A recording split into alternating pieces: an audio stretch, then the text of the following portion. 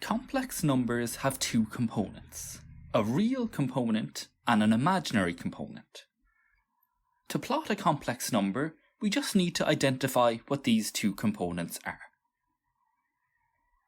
z1 is equal to minus 2 plus 3i.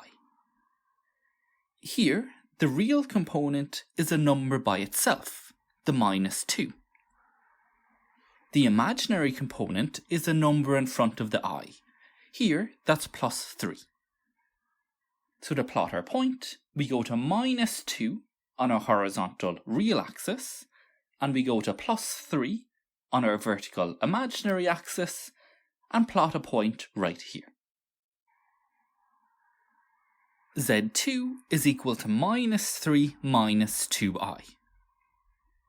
Here, the real component is minus 3, and the imaginary component is minus 2.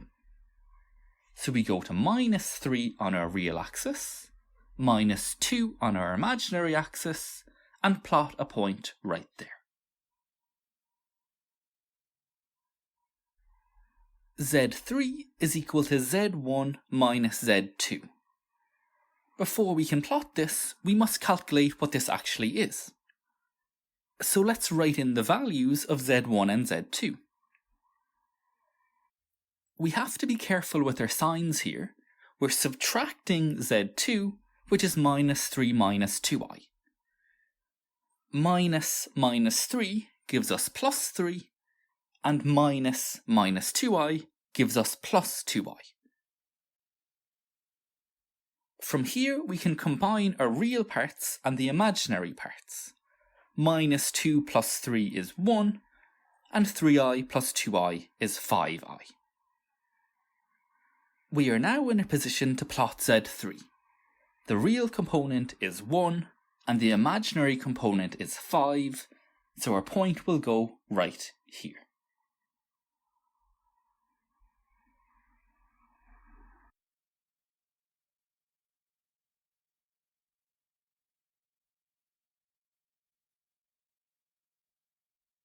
This question involves the modulus of a complex number, so it's important that we know how to calculate this.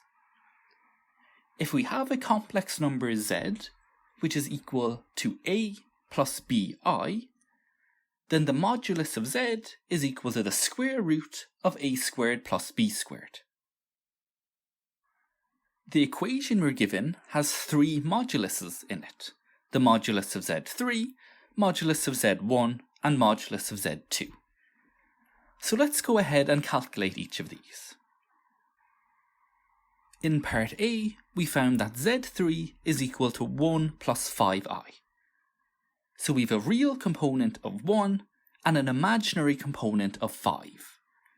To find our modulus, we square each of these and add them together, and then put the result under a square root. 1 squared is 1, and 5 squared is 25, so we end up with the square root of 26.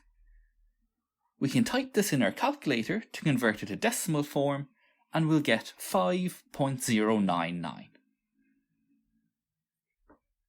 So we found the modulus of z3. Let's do the same thing for z1 and z2. z1 is equal to minus 2 plus 3i. The modulus will be minus 2 squared plus 3 squared, all under a square root. Minus 2 squared is 4, and 3 squared is 9, so we end up with the square root of 13. Converting to decimal gives us 3.606. z2 is minus 3 minus 2i, so our modulus is minus 3 squared plus minus 2 squared, all under a square root. This simplifies to the square root of 9 plus 4, which is equal to the square root of 13, and if we type this in our calculator, we can convert it to decimal form, and we'll get 3.606. We now have all the information we need to investigate our statement. On the left-hand side, we know that the modulus of z3 is equal to 5.099. On the right hand side, we have the modulus of z1 plus the modulus of z2. We know what both of these are, so let's add them together. The calculation here comes out at 7.212. So, are the two sides of this equation equal? Well, the answer is no. 5.099 is not equal to 7.212. So it is not the case that the modulus of z3 is equal to the modulus of z1 plus the modulus of z2.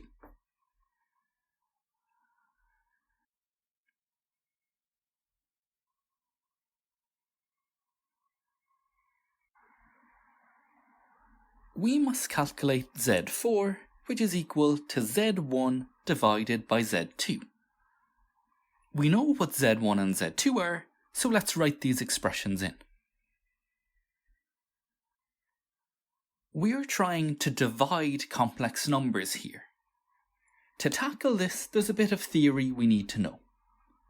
To divide complex numbers, we should multiply above and below the line by the conjugate of the denominator. So how do we find the conjugate of a complex number? Well, this is obtained by changing the sign of the I part. For example, if we had 4 plus 3i, the conjugate would be 4 minus 3i. If we had 2 minus 6i, the conjugate would be 2 plus 6i. The denominator of our fraction is minus 3 minus 2i. The conjugate here would be minus 3 plus 2i.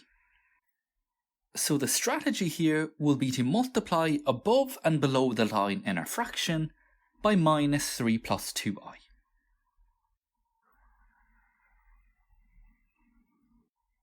From here, we can multiply out our brackets.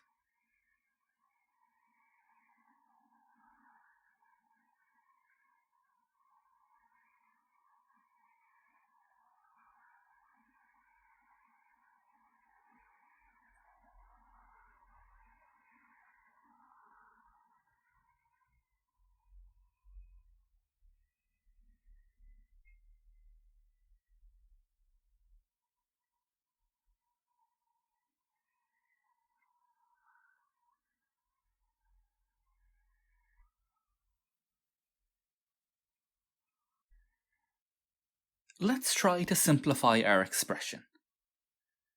An important fact in complex numbers is that I squared is equal to minus 1. So the I squareds can be replaced with minus 1. Now let's simplify some more. In the numerator, minus 4i minus 9i is minus 13i, and 6 by minus 1 is minus 6.